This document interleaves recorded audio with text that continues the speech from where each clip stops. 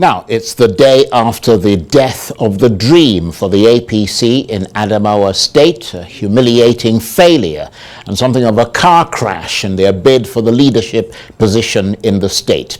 It's a bid characterized by a dark, sardonic attempt by a senior INEC official, Hudu Yunusa Ari, to illegally grab power, or the promise of it, for the APC governorship candidate in the state, Aishatu Binani. So in the aftermath, how much has the dream now transmogrified into boiling frustration for the APC in the political turmoil of today's Nigeria? And to what extent has the APC been implicated as a co-conspirator in that attempt to subvert the will of the people of Adamawa State, and by extension, Nigeria's democracy? Well, for more on this, let's cross live to the Adamawa State capital, Yola, and speak to the APC's Martin Yanatham Dickson, who is a member of the media committee of the Aishatu Binani governorship campaign organization. Thank you very much indeed for joining us. Perhaps we can start by having you describe for us the mood inside the Binani campaign organization in the wake of the events of the last few days.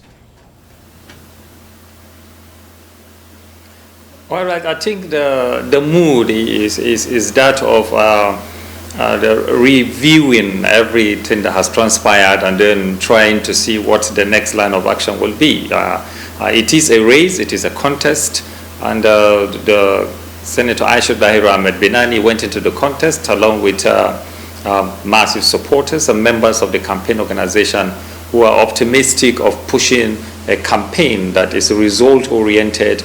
And we have seen a very robust campaign that has been able to garner those kind of votes that nobody expected that Senator Binani will garner. In fact, some people were thinking that she is going to be a pushover, but then the grassroots support that she has, the kind of grassroots followership that she has, have been able to harvest those massive hundreds of thousands of votes that has kept her in the race up till this moment.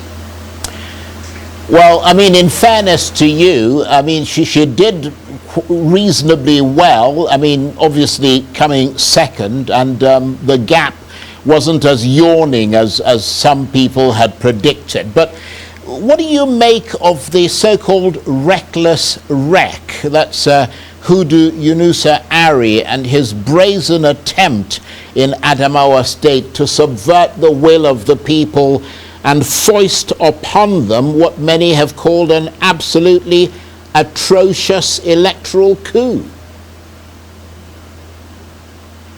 I think that is an opinion of a particular group or another set of people, but then it couldn't been altruistically described in that way. I think the issue that has transpired have been given different interpretations from different perspectives and different political groups and different set of people, because one group will tell you quite a thing and another will give you its own perspective. But it's an issue that has drifted into the courtroom. So I think, and also an investigative process. So I think it's better to leave it at that. But then when the investigations are over and then more facts have emerged and then the true picture of the situation is laid to bear, I think we can begin to dig deep into those happenings so that we don't preempt whatever the investigative panel, so to say, are going to dig out, and also what the court is going to decide out of that situation. Well, I agree with you that it's not for us to prejudge what is going to happen in court, but I'm curious to know what your interpretation of what happened is, because for most people it's pretty much black and white. I mean, he doesn't have the authority to go and announce an election result, especially whilst collation was still going on, and he went ahead and did that, and that is unquestionably something that he's not authorized to do. And even your candidate, Aishatu Binani, has issued a statement saying that she stands with democracy and for all intents and purposes condemning what he did. Well, I think if you have read that statement that she said, I don't think she went into that issue. But what she said is that she's been a Democrat and she will continue to be a Democrat. She has won elections through pure, fair, credible democratic processes, and that is what she believes and she stands on. And that she's a grassroots politician and has the grassroots support. But then going back to some of those issues, it is the operational guidelines of INEC that determines what kind of authority or what kind of placement does the REC has and what are his assignments and his purview. But then if the REC can declare an election process as inconclusive and is being upheld, and then he also could stop collation processes and it's been upheld by INEC itself, then I think this is something that INEC should sit down and begin to bring out, like you said, in black and white, what specific rules should be undertaken. The REC himself is a senior officer of INEC. This is not his first assignment. I think he has been there for a while and he has carried out such sensitive assignments before. And I believe he's someone who knows the rules and knows what the operational guidelines that he is operating with is. So this is an institutional issue that INEC actually need to come out and tell Nigerians, just like some people are questioning the position of the Section 149 of our laws, so that the proper interpretation could be given. I think INEC itself should be able to come out to state categorically what the confusion is, what are the boundaries that have been crossed, if there are any boundaries that have been crossed, so that everyone will know that the institution itself has drawn the line. But for us here, I might not be able to know exactly what resident electoral commissioners are asked to do, where their boundaries are, where their lines are, where the lines they're not supposed to cross stops. These are issues that INEC as an institution need to come out and give details about. Well, in fairness to INEC, the Festus Okoye has spoken quite a number of times about this. INEC also issued a statement, and they were very clear that REC, Hudu Yanusa Ari, had exceeded the bounds of his authority. But let me ask you this. Does the Binani campaign organization in Adamawa State and the APC accept that the supplementary poll that was just held was free and fair? To an extent, there are things that happened, and I think it is beginning to bring to question the processes that took place.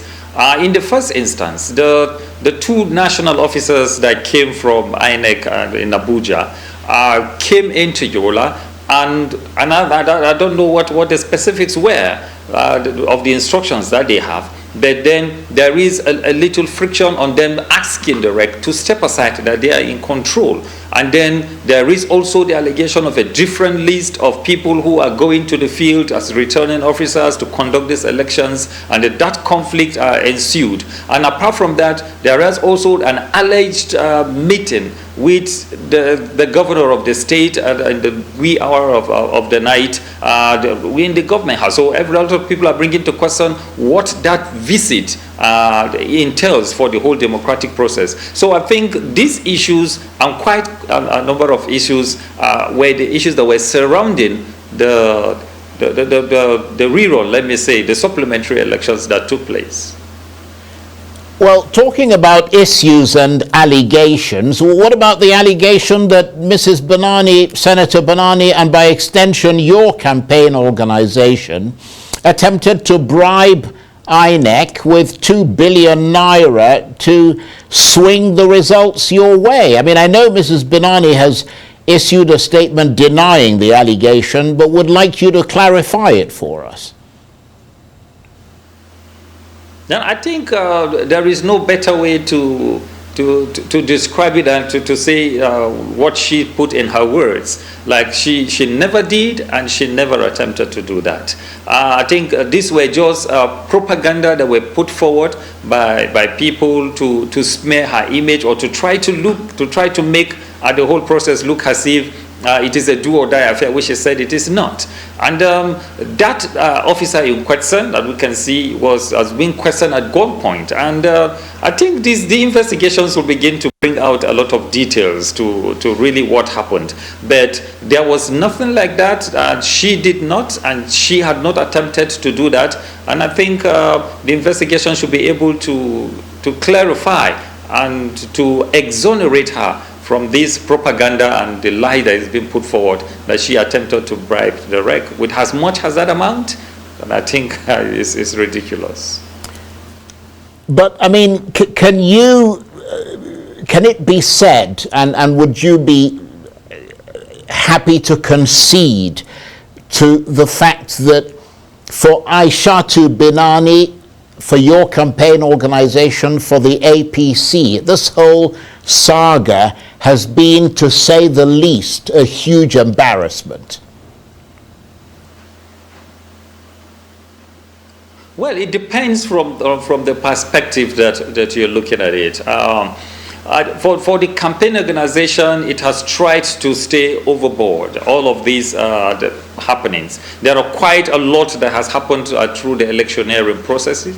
There's quite a lot of propaganda. There's quite a lot of half-truths that have been put out there. There's quite a lot of distortion of facts that have been put out there. But we've been able to stay afloat all those kinds of image smearing and negative propaganda to be able to bring down the reputation of our candidate, Senator Aishatu Ahmed Binani. But you can see at the end of the day, a lot of people have stood by her and they were able to give her those number of votes that she got. So these are what has transpired right from the electioneering process up to the point that the supplementary elections were taking place. So we believe that is politics taking too far to be able to rope her into certain happenings that she was never involved in the first place. And I think this is an area where we need to, as Democrats and as politicians in Nigeria, need to come down and to begin to look at how we can make the process more neater and make democracy cleaner and democracy more interesting to the upcoming generation. Instead of making it look like they used to say in the past that it's a dirty game, let's not affirm that is actually dirty. But politics can be played clean. Well, I mean, some people would make the argument that that is something that you should be people should be putting to you, because many people believe that the INEC rec, Hudu Yunusa Ari, didn't do what he did in isolation. They believe that other people might also be in the net, and suspicion seems to fall on those who would have stood to benefit from that situation. In this case, according to some, it's the APC and the Binani campaign organization. I mean, what is your reaction to that? Because that seems to make a lot of sense. As soon as he said what he said, I mean, your candidate leapt up, gave an acceptance speech, and subsequently dashed off to court. Yeah, what will you do? Yeah, if you are contesting for governorship and you are declared the winner, will you sit back and not accept that the umpire says you are the winner and begin to look through the window? And I think what Senator Aishatu Ahmed Binani did wasn't wrong at all. She was declared the winner. She accepted that, yes, she accepted the victory, and then congratulated her team and her supporters and put forward certain very good statements. This is what should be done in a democratic process. But then, for those who are putting forward some of these arguments, it is that if it has favored them, or it has favored the People's Democratic Party in the first instance, they wouldn't be talking about this. And I think is the umpire is independent. The players in the game are also on the other side. So if the umpire says I have a win, then I have a win. And then until it is negated that I do not have a win, I should accept that I have a win if the umpire says I have a win. But if you look at it from another perspective, I mean, if there is evidence to suggest that the APC were co-conspirators in that attempt to carry out what some have described as an electoral coup. I mean, this could have legal implications for not just the APC, but Mrs. Binani herself. No, that is what I said in the first instance, that an investigation already been ordered, so to say, from different quarters. And let those investigations take place. If there are any evidence, will be unearthed or wherever they could locate those evidences. But I believe that this is not an issue of conspiracy to be able to snatch something that does not belong to one. Remember, before even the supplementary elections, we have questions about certain results. We have questions about what is ongoing. We have questions about things that have taken place in the first lap of the electoral process, based on the results that came in and based on the discrepancies that were noticed in certain places and certain areas. So I think these are things that we're holding on to.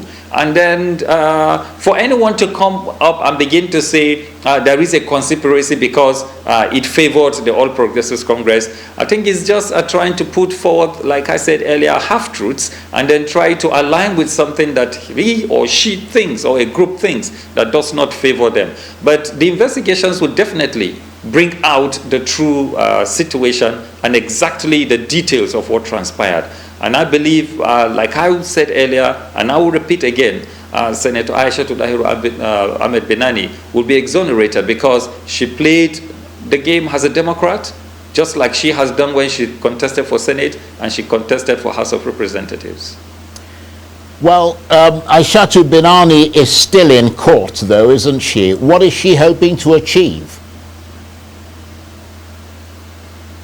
No, what she is hoping to achieve, and the campaign council in general, is a true interpretation of what that section of our law says. That we're asking that the court should be able to state categorically what it means. That if you have a declaration, how could it be set aside? Could you have another declaration or built on a declaration that has been made earlier? The court should be able to give a proper interpretation of that aspect of the law, because what we think is that there are certain explanations and also the detailing of the interpretation of that section of the law will take care of a lot of issues, and that is what she is asking the courts to do. And would you agree with those who say that her political career is now pretty much down the drain? No. That is just an insinuation that some people will say. Senator Binani still controls. If you look at, I think I will love you to do a little bit of research on her political journey and the kind of political momentum that Senator Aisha Ahmed Binani has been able to garner in Adamawa State. She has been a grassroots person right from the initial. Her politics is not up there with the elite. Her politics is done with the people. She's one who has shown a lot of empathy and concern about the poor, about people who are living in their villages. And when she was House of Representatives member and also in the Senate, she has been able to reach out to people beyond her senatorial district. She has been able to affect and touch lives, especially those of the youth and women generally in the state.